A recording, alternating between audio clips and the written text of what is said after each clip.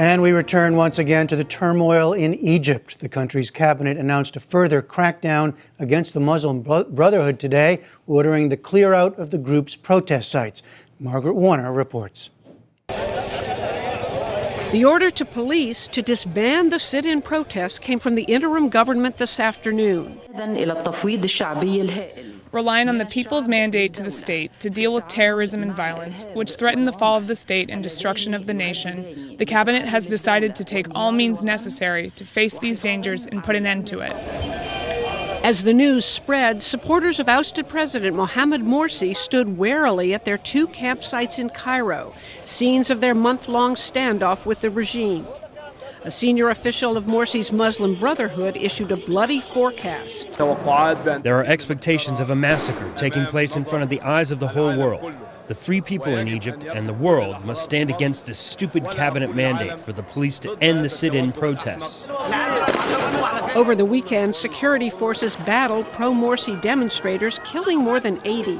It was the worst spasm of violence since Morsi was deposed July 3rd. Hundreds more were injured, and bodies of the dead overwhelmed makeshift morgues. In Washington today, U.S. State Department spokeswoman Marie Harf voiced concern about today's announcement. We've continued to urge the interim government officials and security forces to respect the right of peaceful assembly. That obviously includes sit-ins. So far, the Obama White House has refused to label Morsi's ouster a coup. That designation would force a suspension of U.S. aid. The administration has put on hold the sale of 4 F-16s to Egypt. Mr. Flake. But today, in the U.S. Senate, Kentucky Republican Rand Paul made a bid to cut off all U.S. military aid entirely. Do you know what the money is spent on? Tanks. Tanks roll over people in protests. I have no love lost for the Muslim Brotherhood, but they've disappeared them.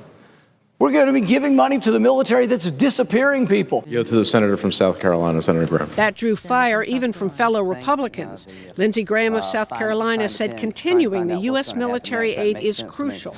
But why are we selling weapons to Egypt? Because if we don't, someone else will. It's not a question if they're going to buy fighter planes. It's a question of who they're going to buy them from. The ayes are 86. The nays are 13. In the end, Paul's measure was soundly rejected.